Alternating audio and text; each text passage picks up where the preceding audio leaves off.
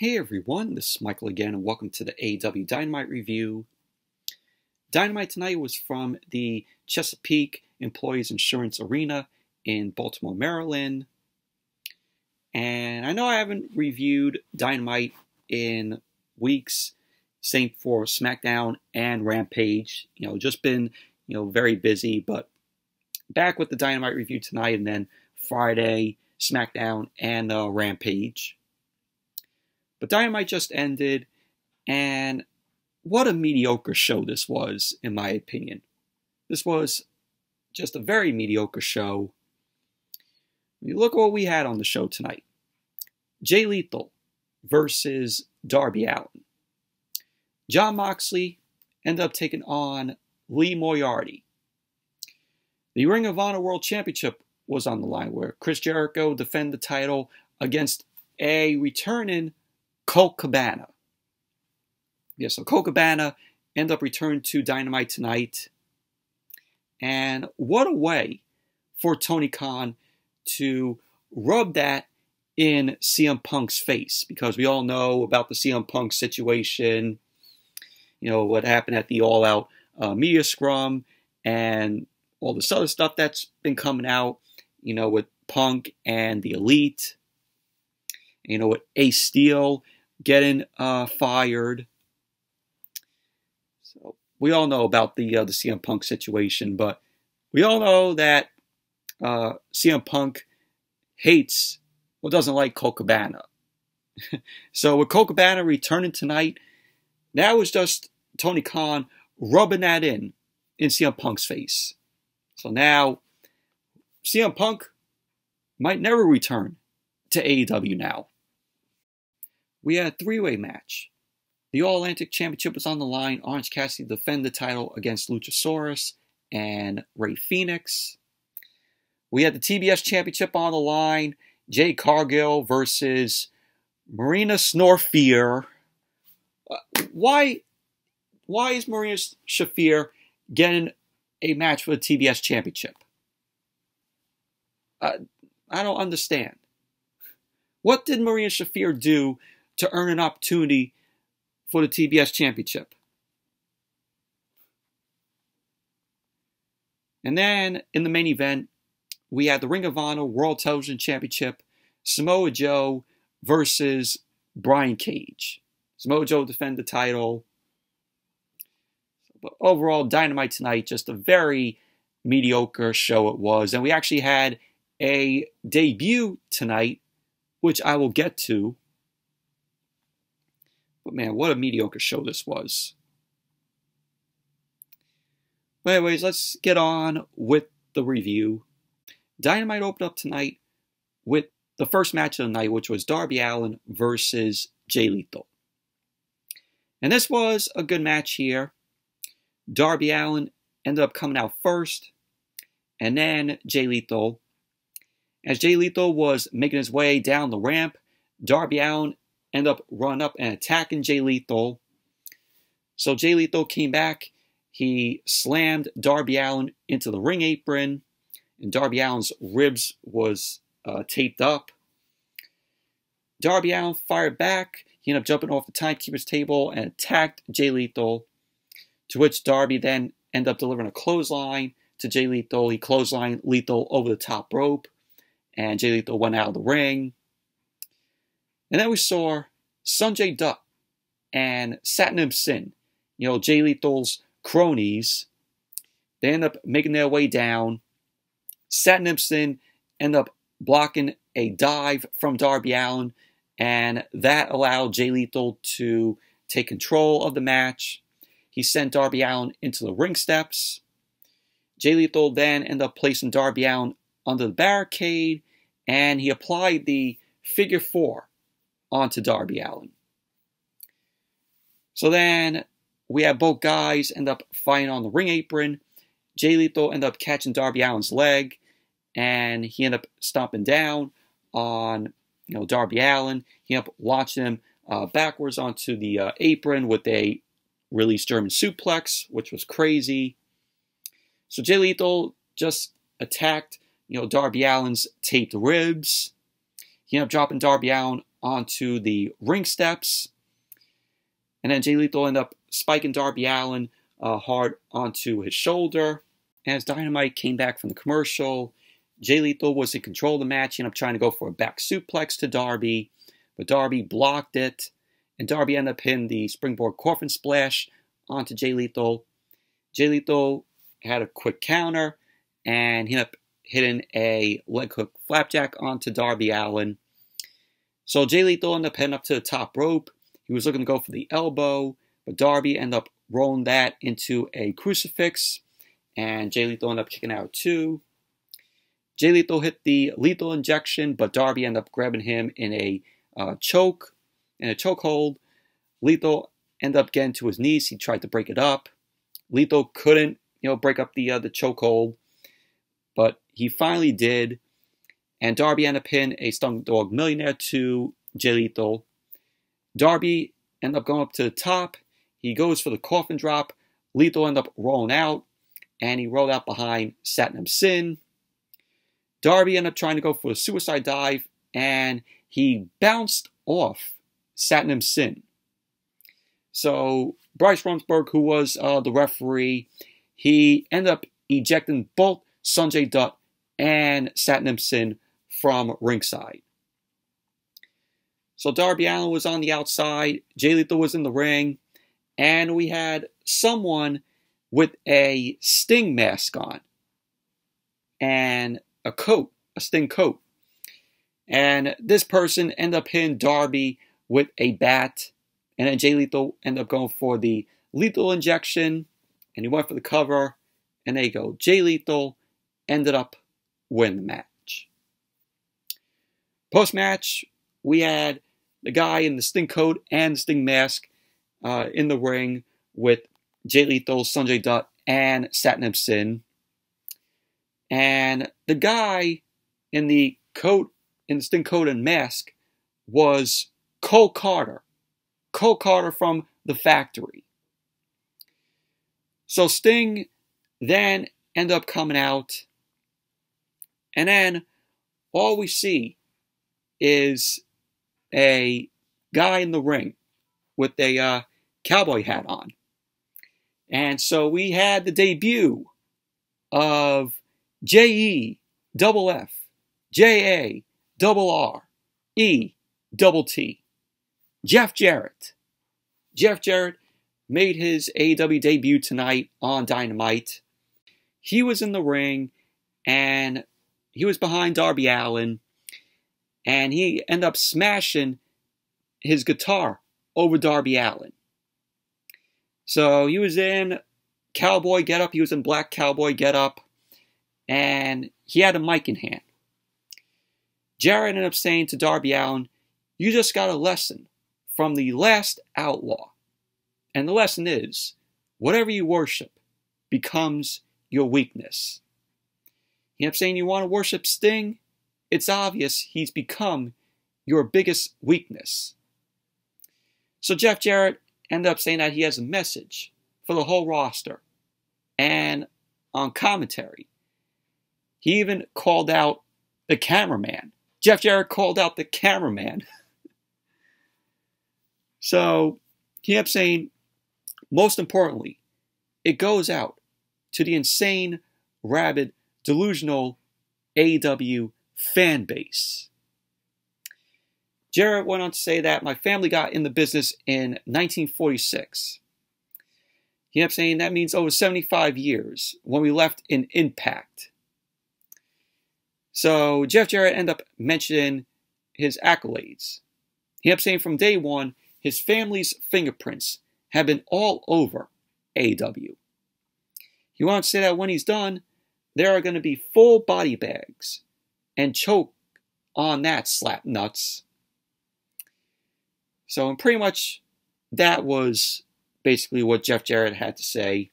But I don't understand why Jeff Jarrett is aligning himself with Jay Lethal.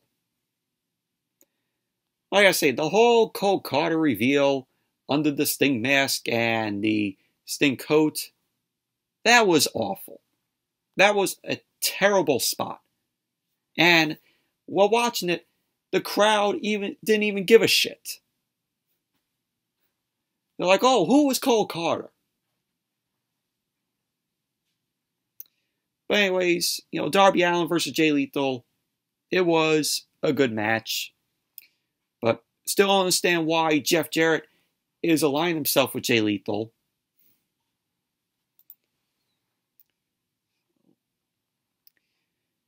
And then we saw Jon Moxley. Jon Moxley was backstage. He ended up saying that he feels the energy. And tonight for Lee Moriarty, it's the biggest night of his life. He ended up saying, change his fortunes and rely on his talents, of which there are many.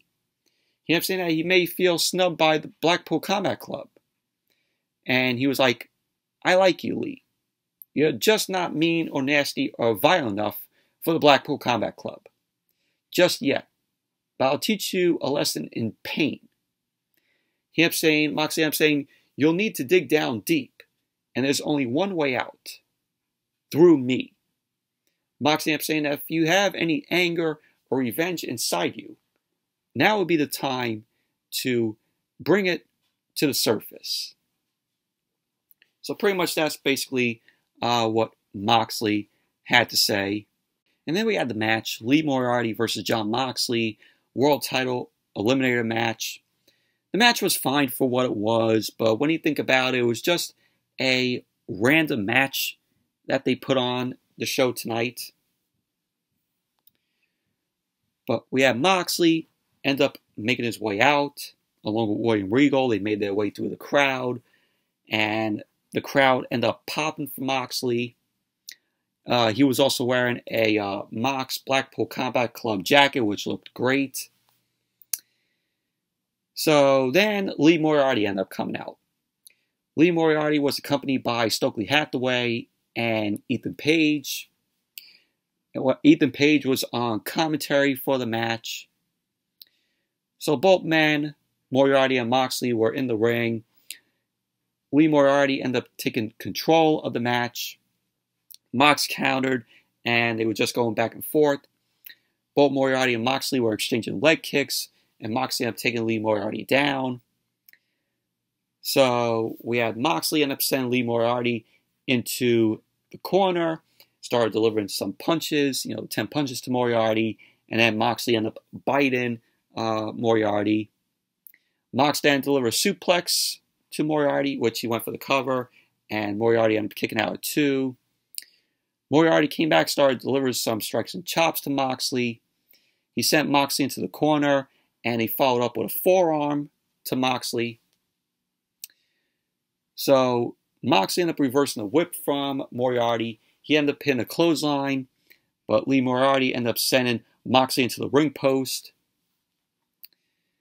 So as Dynamite came back from the commercial, Lee Moriarty ended up attempting to hit a suplex on Moxley, but Moxley ended up reversing that.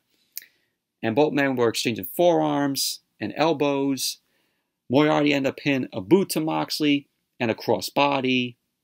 And Moriarty delivered a Northern Light suplex, to which Moxley ended up kicking out at 2. So we have Moxley delivering a bunch of elbows to Moriarty, and then he ended up hitting a lariat. So we had Lee Moriarty end up blocking a suplex attempt from Moxley. He ended up trying to go for a hammerlock, but Moxley ended up hitting a cutter to Moriarty. Moxley ended up going for the cover. Moriarty ended up kicking out at 2. So both men were down at this point in the match. Moxley ended up making it to his feet, and he started taking it into Moriarty. Moriarty ended up countering with some strikes to Moxley. He ended up hitting a Saito on Moxley. So Moxley was up, and he ended up hitting a German suplex. Both men ended up popping up. Lee Moriarty locked in a headlock on Moxley, but Moxley ended up reversing that into an armbar. Moriarty ended up rolling through into the Motor City Stretch on Moxley. Started pounding the back of Moxley's head as he let go of it.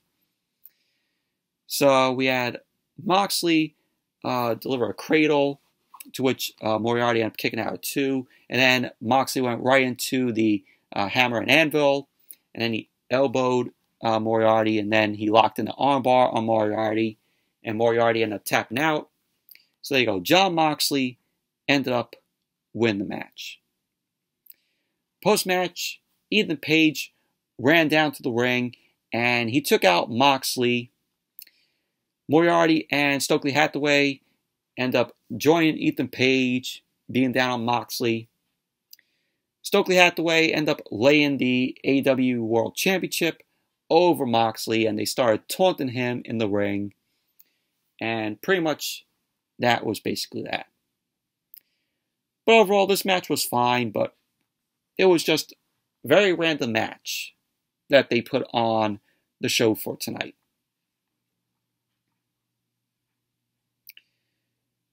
So then we saw Dr. Brit Baker, DMD.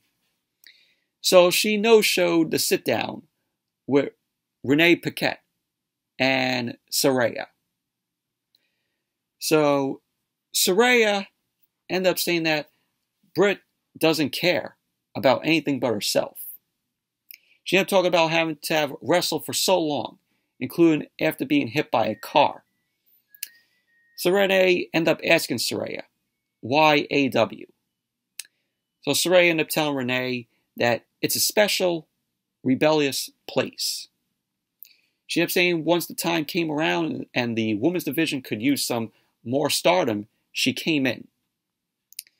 So Renee ended up asking Soraya about her health, to which Soraya ended up saying, medically, she still has one doctor to consult. And that doctor is Dr. Brit Baker, DMD. So pretty much that was that. Brit Baker no-showed to the sit-down with Renee Paquette and Soraya. So it was just Soraya and Renee Paquette there. But we're going to get that match at some point. Soraya versus Brit Baker. So that should be a good match. I mean, Soraya is medically cleared to compete. You know, I don't see her, competing all the time. I think she's going to have a Brock Lesnar type schedule. Like when they need her to have her in a match, they'll schedule for her. So, but she's going to have, like I said, a Brock Lesnar type schedule, Soraya. And then as Dynamite came back from the commercial, we had Tony Schiavone. Tony Schiavone was backstage with William Regal discussing the MJF Moxley match, which is going to be the main event of Full Gear. So William Regal ended up telling Tony Schiavone that after last week, it showed MJF has potential, but he has a long way to go before being a true villain. Regal ended up saying that he doesn't think potential will help MJF be a champion when he has to face a real demon in Jon Moxley. But that was what Regal had to say. And like I said, that's going to be your main event match for Full Gear. MJF versus Jon Moxley, World Championship on the line. So, should be a very good match there. And then we have Billy Gunn's Birthday Bash. This was a very fun segment here. Really enjoyed this.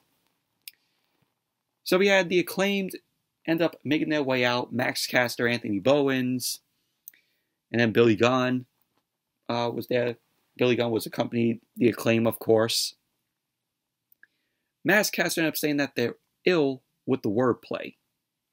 And he ended up taking a shot at Elon Musk and how they didn't get a cake because it's not in Billy Gunn's meal prep plan. So we had Billy Gunn.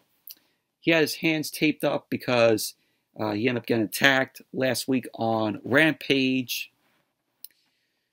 So we had the crowd just erupting at the Acclaimed. The Acclaimed is so over, which is awesome. The crowd started the Scissor Me Daddy chants. So Anthony Bowens ended up saying that it's been tough because Sneaky Swerve, Swerve Strickland, did damage to Daddy Ass's fingers, and that Billy Gunn can't scissor. So Excalibur on commentary ended up saying that it's a fate worse than death. So Anthony Bowens ends up scissoring the cameraman instead. So they end up having a bunch of gifts. And we saw like foam fingers. So Bowens ended up saying that it's a fact. Everyone loves the Acclaimed. So they encouraged the crowd to stand up and give Daddy Ass Billy Gunn a gift. The first gift for Billy Gunn from Max Caster is the Acclaimed foam scissor fingers. To which Caster ended up telling Billy Gunn so that when a snake breaks a hand, you can still scissor. He ended up saying that it is true that AEW stands for Acclaimed every Wednesday. I like the sound of that. So then Caster ended up heading out to the floor. He took a sign from a young fan, and the sign was a big pair of scissors with a birthday hat on it, on the scissors. So Bowens then ended up revealing the next present, and the next present was a trophy for Billy Gunn being the world's greatest daddy. So Bowens ended up saying that he had guests planned, but 2 canceled at the last minute. And the rest weren't happy. He didn't go to the reunion. Of course, this taking a jab to the DX reunion that we saw weeks ago on Monday Night Raw, which, of course, I was at. It was from the Barclays Center. And I knew at some point they were going to mention about the DX reunion because Billy Gunn wanted to be a part of the DX reunion. But if Billy Gunn was to do the DX reunion, WWE would have had to say to Billy Gunn, oh, you have to mention AEW, that you're an AEW superstar. But Billy Gunn, didn't want to do that, or WWE didn't want Billy Gunn to do that, from what I've heard. So that is why Billy Gunn wasn't a part of the DX reunion. So Bowens then ended up showcasing a certificate of adoption for him and Max Caster. And both of them signed it. So pretty much basically, they want Billy Gunn to adopt them.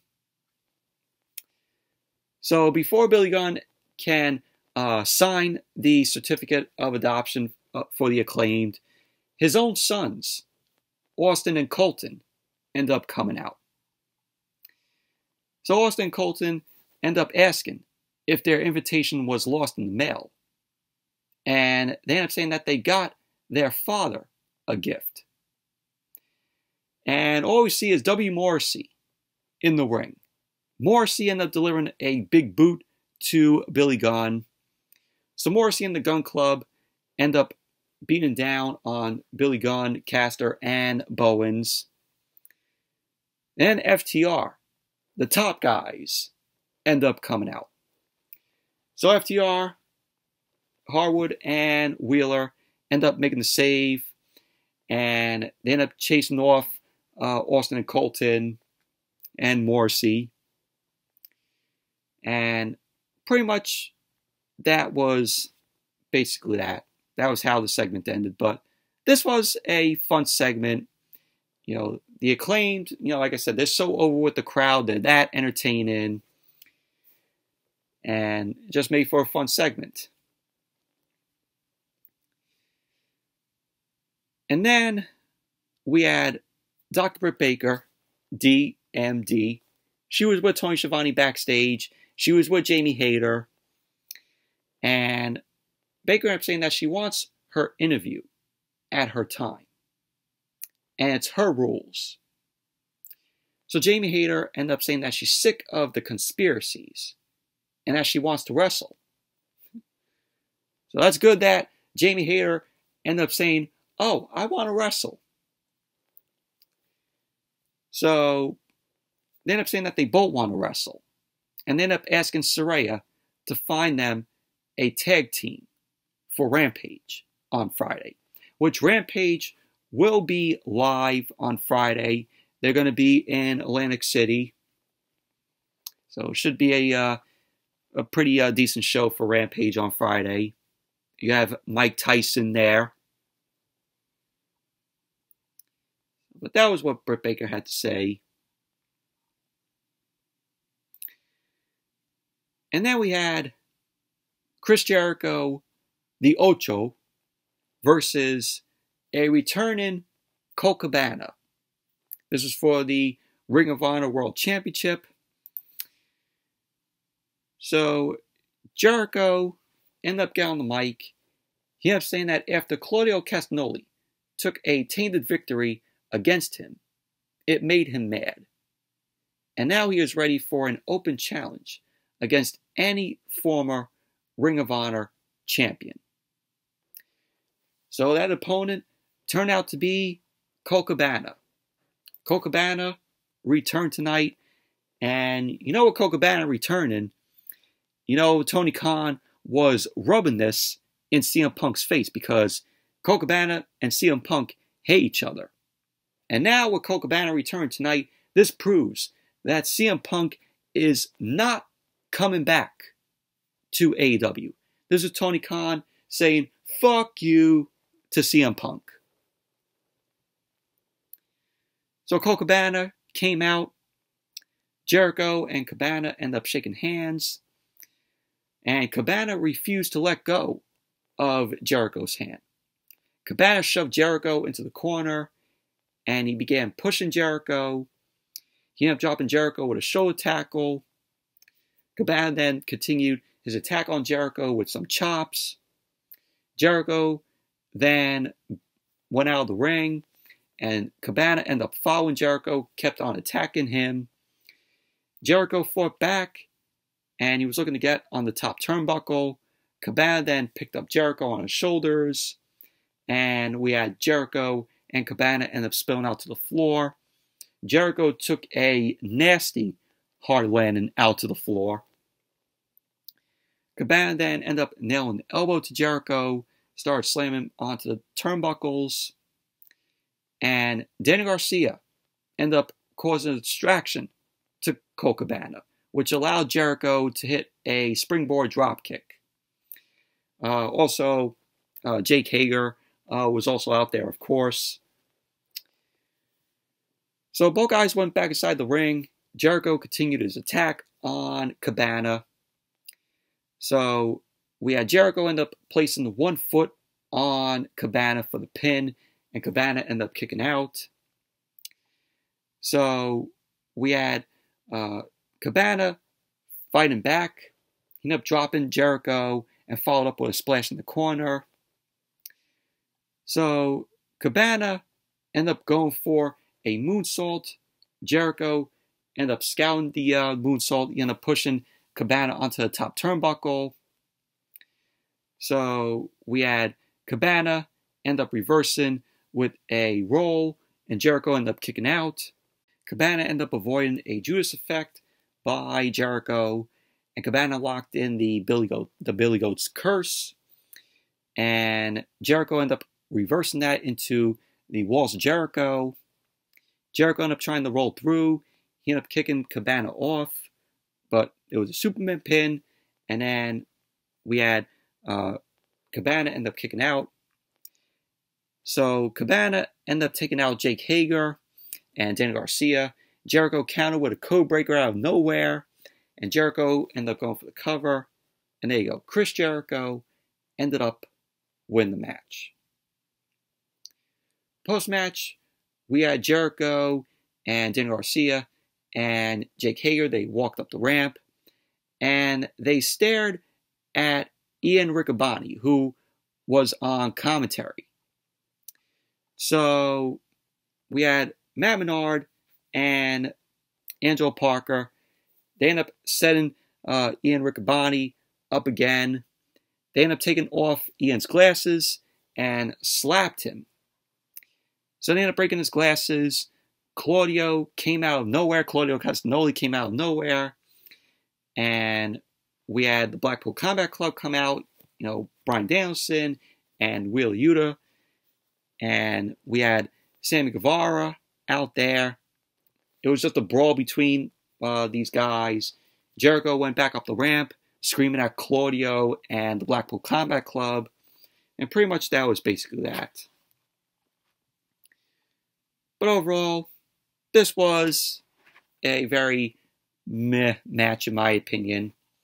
COLT CABANA comes back and he already loses to Jericho. So what a way for COLT CABANA to come back.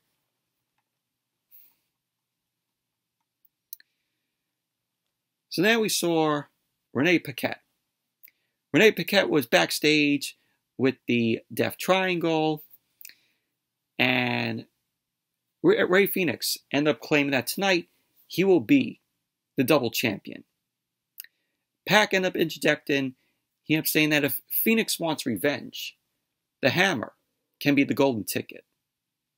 He ended up saying that it is something for him to think about. So pretty much that was basically that. And then we went to the three-way match. Orange Cassidy versus Luchasaurus versus Rey Fenix. This was for the All-Atlantic Championship. So it was announced that the winner will get to face their dream opponent Friday on Rampage. So we had Luchasaurus end up coming out first. Luchasaurus was, of course, accompanied by Christian Cage. And then Rey Fenix ended up coming out. And then the All-Atlantic champion, Orange Cassidy, made his way out. And the match ended up starting with Rey Fenix and Orange Cassidy. They were circling Luchasaurus. Both Fenix and Orange Cassidy ended up drop-kicking Luchasaurus out of the ring. Orange Cassidy delivered his kicks as Rey Fenix ended up missing a spin kick. So Fenix ended up springboarding Orange Cassidy. Springboard kicked Orange Cassidy, and he delivered a springboard arm drag. Orange Cassidy countered with a spinning DDT to Fenix. Fenix popped up, ended up hitting a slam on Orange Cassidy as Luchasaurus ended up sliding back into the ring. Luchasaurus then delivered a double shoulder tackle and sent Fenix into the ring post. Luchasaurus then ended up hitting a suplex on Orange Cassidy. He followed through with some attacks in the corner to Orange Cassidy. So Luchasaurus ended up clotheslining both Orange Cassidy and Fenix. So and then as Dynamite came back from the commercial, Christian Cage was on commentary. Luchasaurus ended up getting hit with a stun dog and a super kick. Orange Cassidy ended up sending Fenix into Luchasaurus, and he ended up hitting the Orange Punch. So we had them go on the ramp. We had Luchasaurus delivering a pump kick to Orange Cassidy on the ramp. And he kept throwing him up the ramp. Luchasaurus to Orange Cassidy. Luchasaurus ended up catching the Orange Punch from Orange Cassidy. And all of a sudden, we see Jungle Boy with a chair in hand. Jungle Boy hit Luchasaurus with the chair, and Jungle Boy ended up running Christian off. So Christian ended up running to the back.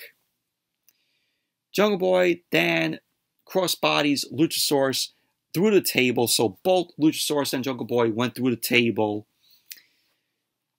And so Pac ended up running down with the hammer. He ended up sending Orange Cassidy into the ring. Pac ended up giving the hammer to Fenix, and he ended up taking it, but Fenix ended up tossing it. Orange Cassidy delivered the Cazadora to Fenix, and he ended up going for the cover. Fenix ended up kicking out at 2. Fenix ended up delivering a thrust kick to Orange Cassidy. Fenix set up Orange Cassidy, but Orange Cassidy delivered the Orange Punch to Fenix, and he ended up going for the cover. And there you go. Orange Cassidy ended up winning the match, retaining the All-Atlantic Championship. So Orange Cassidy will now pick his choice of opponent on Rampage this Friday. There you go. Post-match, we had Pac end up attacking Orange Cassidy. He grabbed the bell hammer. And all of a sudden, we have Shibata's music end up hitting. We had Katsuyori Shibata. I think that's how you pronounce his last name. So he appeared alongside Trent Beretta and Chuck Taylor. Pac ended up rolling away to avoid the confrontation. Shibata then pointed at the All-Atlantic Championship. Orange Cassidy ended up handing him the contract, and the match is official for Rampage on Friday. So it's going to be Katsuyori Shibata versus Orange Cassidy for the All-Atlantic Championship on Rampage in Atlantic City. So that should be a very good match. That's a dream match right there. You know, Shibata is from New Japan, and he appeared at Forbidden Door. But that's going to be one hell of a match on Friday. And then we went backstage. Tony Schiavone was in the back with Rick Ross and Swerve Strickland. Ross ended up saying that we keep it positive. We make sure that Swerve is the biggest wrestler and recording artist in the world. So Keith Lee ended up walking up. Keith Lee ended up saying that Swerve hasn't responded to him lately. He ended up talking about Swerve cheating. And he ended up saying, furthermore, who is behind the camera with Billy Gunn? Swerve ended up saying to Keith Lee that he is admirable. So 8-man brother tag. So it's going to be Swerve in Our Glory and the Gun Club versus the Acclaimed and FTR next week on Dynamite. So pretty much, basically, we all know that Swerve in Our Glory is going to break up. So I think that we might see that at Full Gear. I think Swerve is going to turn on Keith Lee. So Keith Lee is going to be a singles competitor.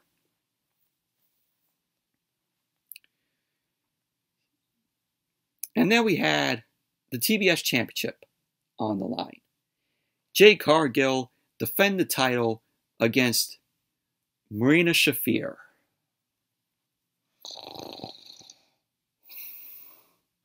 What? Yeah, Marina Shafir.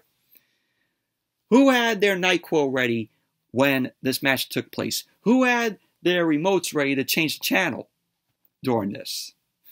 And why did Marina Shafir get an opportunity for the TBS Championship? How does she earn an opportunity?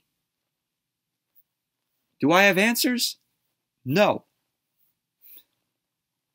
How did Marina Shafir get an opportunity to face Jade Cargill for the TBS Championship? Can you all ask me? Oh, and don't tell me, oh, Marina Shafir, the only reason why she got an opportunity for the TBS Championship is because, oh, she's close to Nyla Rose. Don't give me that. I can't believe that pairing. Nyla Rose and Marina Shafir. What a terrible pairing. Accompanied by Vicky Guerrero. So before the match got underway, Nyla Rose's music ended up hitting.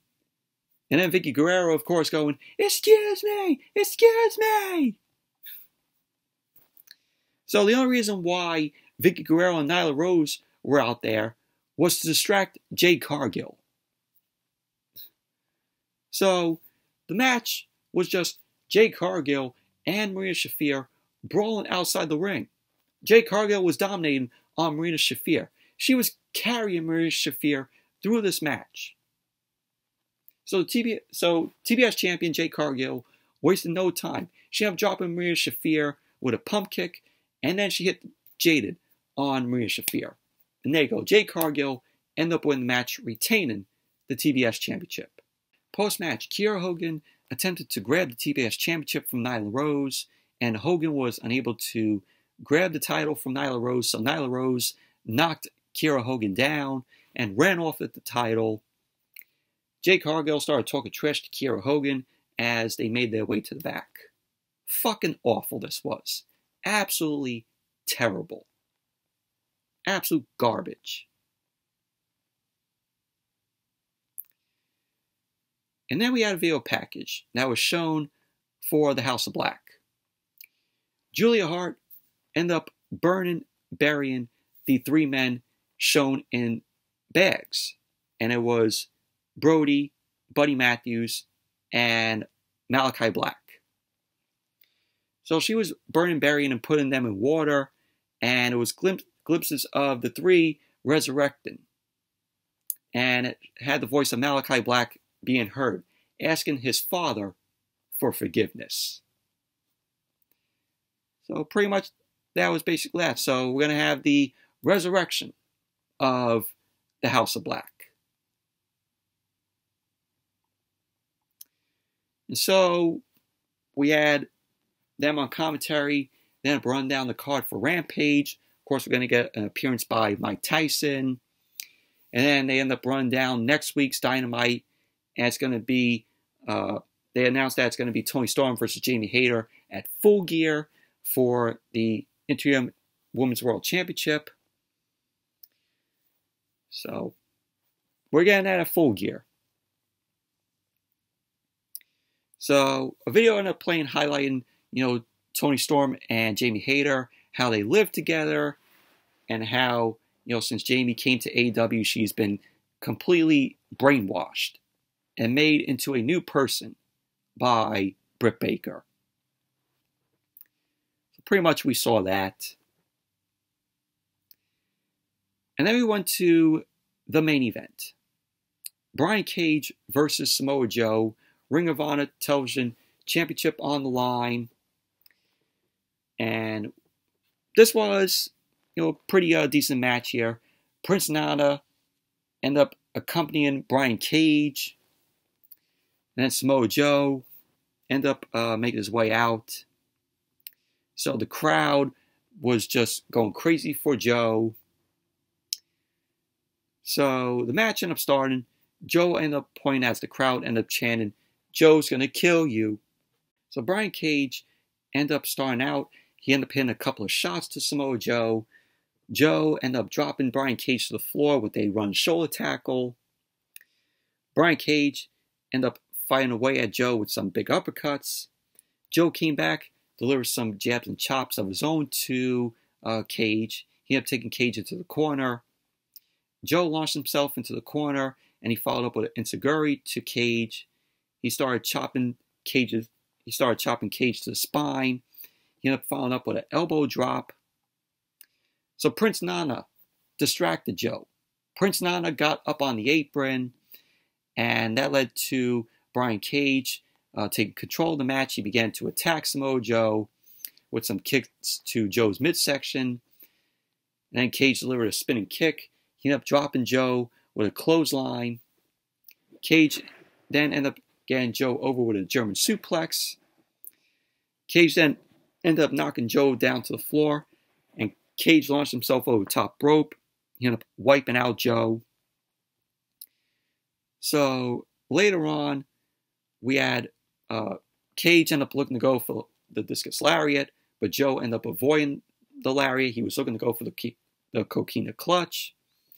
Cage ended up breaking free. He ended up hitting the discus lariat to Joe, and he ended up going for the cover. Joe ended up kicking out.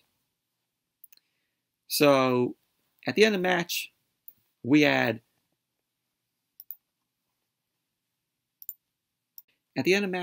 Cage was setting Joe up for the F5. Joe countered it into the coquina clutch, which he locked in on Cage.